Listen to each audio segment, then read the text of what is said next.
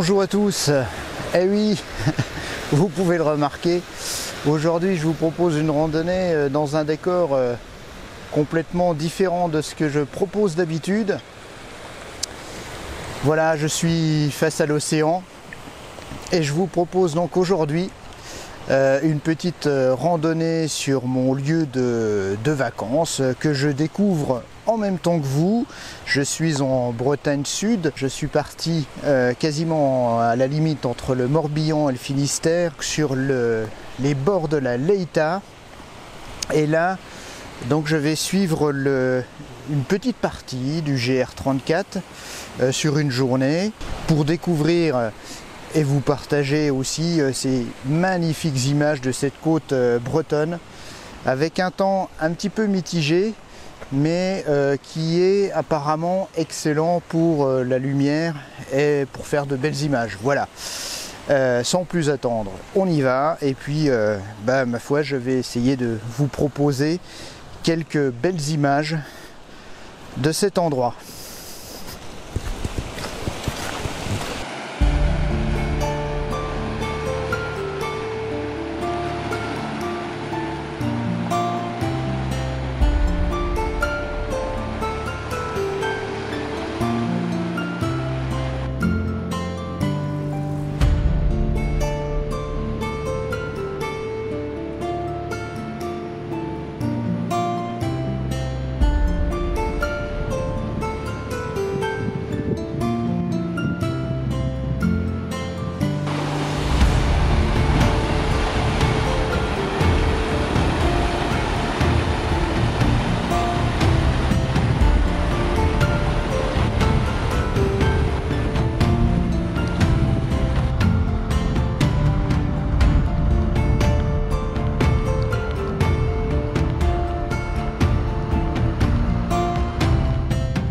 La beauté de ces lieux, c'est aussi toutes ces petites plages, ces petites criques qui jalonnent le parcours. C'est super agréable, c'est très joli. C'est entouré de rochers déchiquetés. C'est vraiment un décor splendide. Et puis, je vous parlais de mon lieu de départ. Pour être plus précis, ce petit port s'appelle Le Pouldu. Il est sur la commune de Clohars-Carnouët, juste à l'embouchure de la Leïta. Et c'est un petit endroit qui a sa renommée internationale en raison des peintres qui y ont vécu. Et parmi ces peintres les plus connus se trouve Gauguin, qui résida ici quelques années et qui produit un nombre important de peintures de tous ces paysages sublimes. Au Pouldu se trouve un petit musée qui est consacré donc à ces peintres et qui a été installé dans le café où ces peintres logeaient et travaillaient. Donc c'est pas tout à fait le café d'origine, ça a été reconstitué dans une maison juste à côté, mais tout y est repris, les pièces, les décors. Vous pouvez voir la salle de restaurant entièrement peinte par ces artistes, et puis également découvrir leur vie ici à l'époque, qui, malgré la renommée internationale qu'ils ont maintenant et leurs toiles qui ont des valeurs astronomiques, de leur vivant, la vie était beaucoup plus dure et beaucoup d'entre eux ont fini dans la misère la plus complète.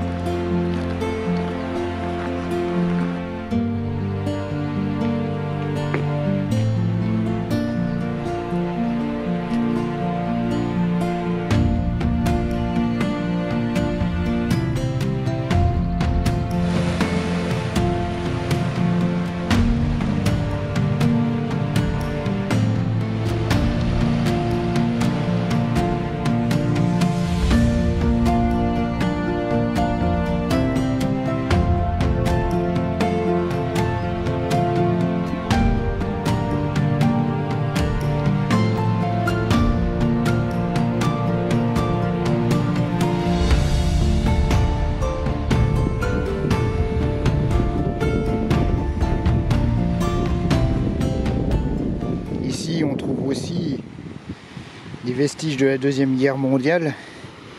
Cet affût de canon de mitrailleuse, je pense plutôt un canon de DCA, puisque nous sommes tout près du port de Lorient, célèbre durant la Deuxième Guerre mondiale pour sa base sous-marine.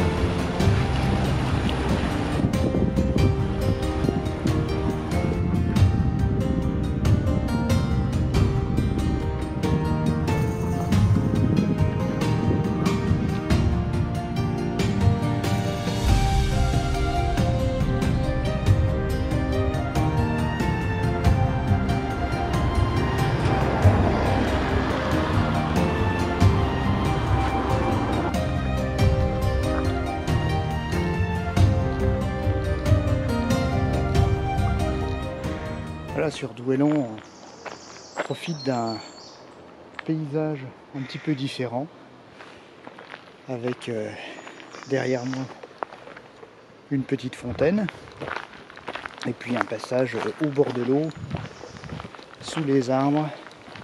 Bon, c'est pas le cas aujourd'hui, mais quand le soleil tape fort, ça fait du bien, une petite pause verdoyante comme ça. C'est un charmant petit port, Douellon.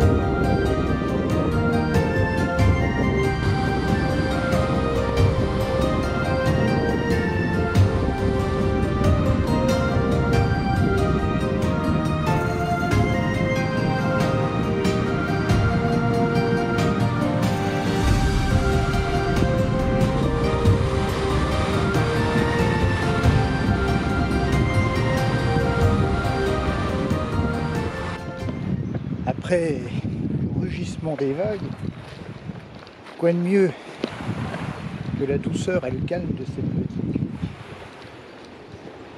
On voit quand même au loin l'écume de l'océan.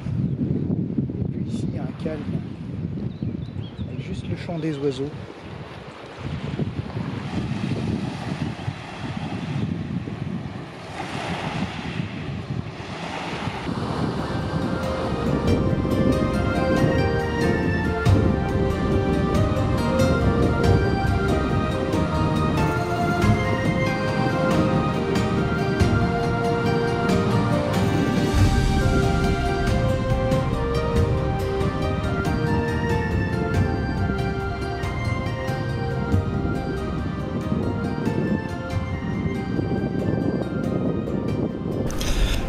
Voilà, c'est juste à côté de la petite commune de Mérien que je me suis installé pour faire la pause pique-nique face à l'océan.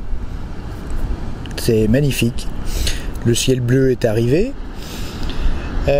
Donc maintenant j'ai fait un petit peu plus de 10 km et je vais donc revenir sur mes pas. Ce n'est pas un circuit, c'est simplement voilà, une petite balade sur cette partie du GR34 côtier qui est vraiment splendide. Et donc je vais m'en retourner vers le Pouldu.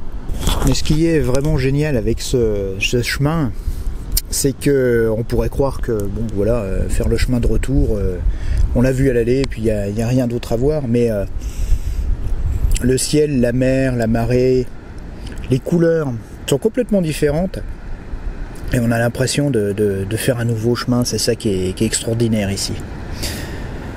Voilà, donc je finis ma pause casse-croûte en admirant ce paysage sublime et puis je vous reprends après.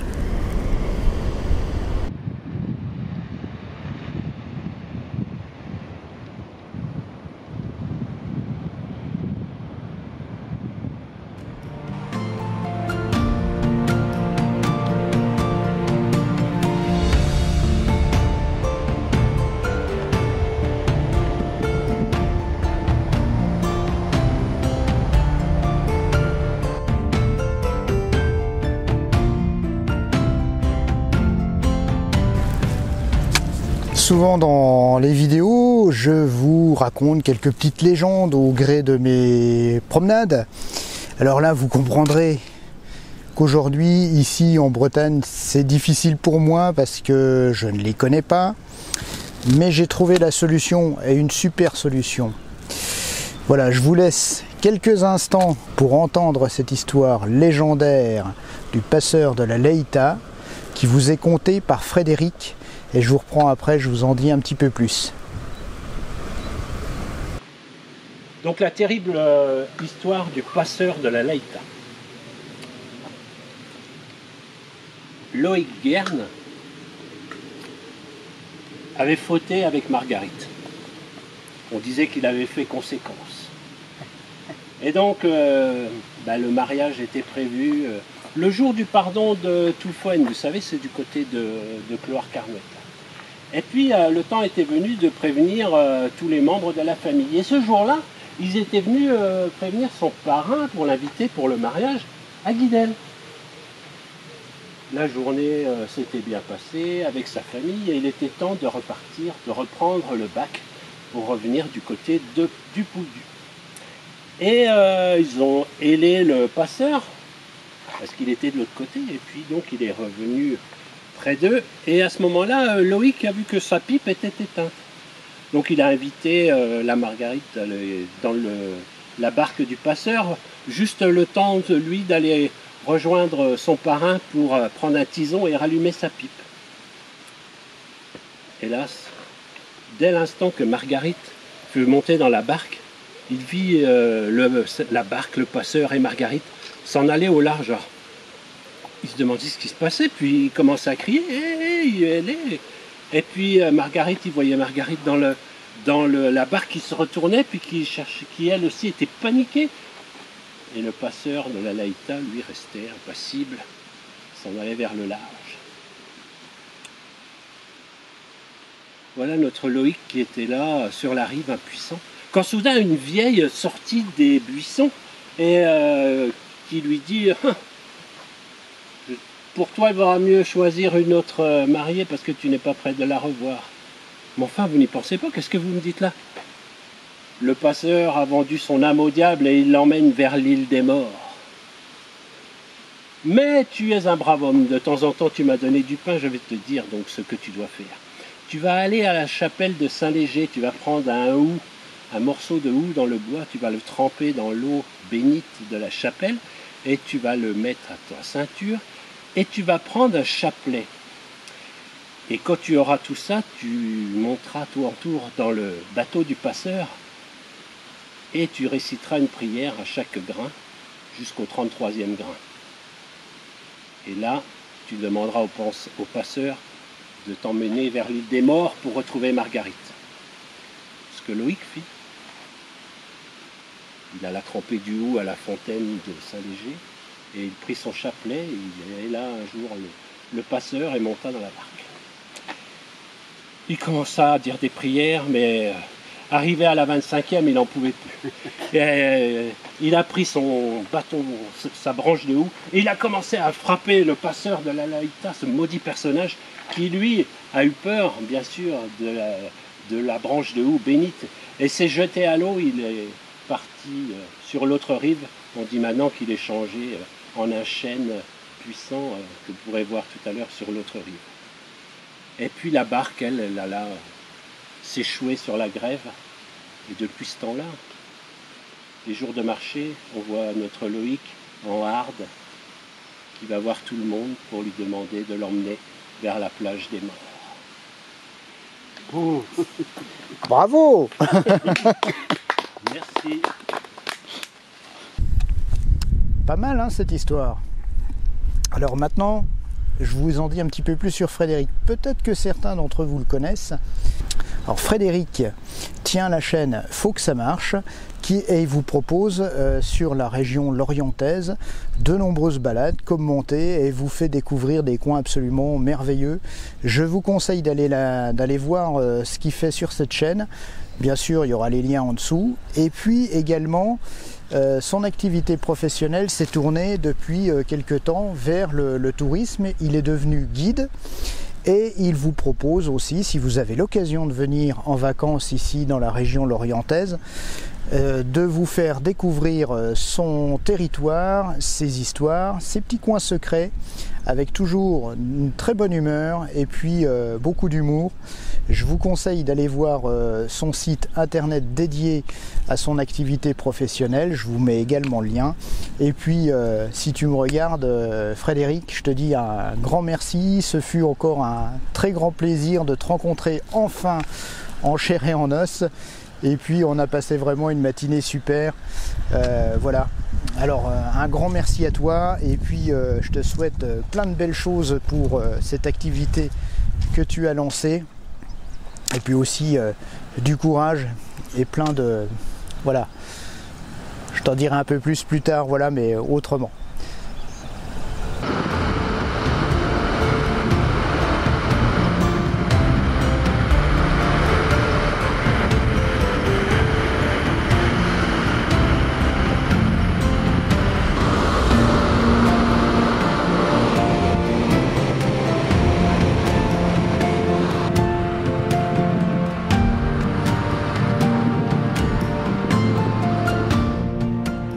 De retour sur Douélan, comme je l'ai dit tout à l'heure, c'est un plaisir de passer de la côte comme ça à des paysages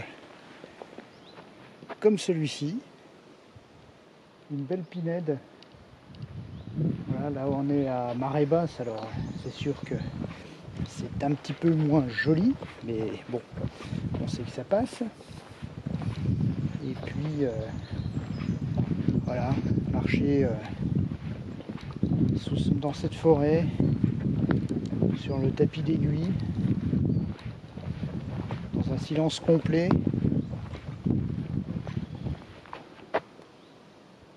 Ouais.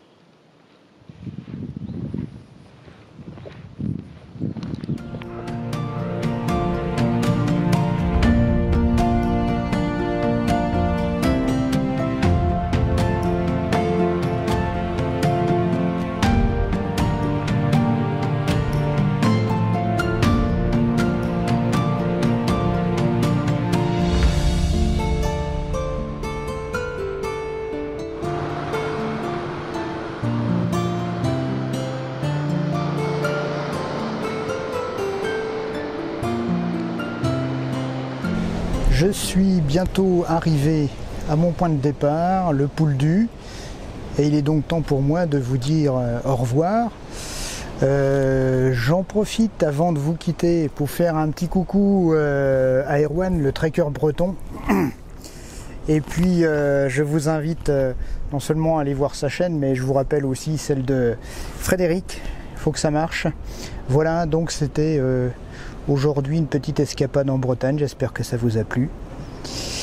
Et je vous dis à bientôt sur d'autres chemins, peut-être de retour dans les Vosges, on verra bien. Voilà, merci de m'avoir suivi. Et puis je vous laisse sur ces quelques images. Allez, à bientôt.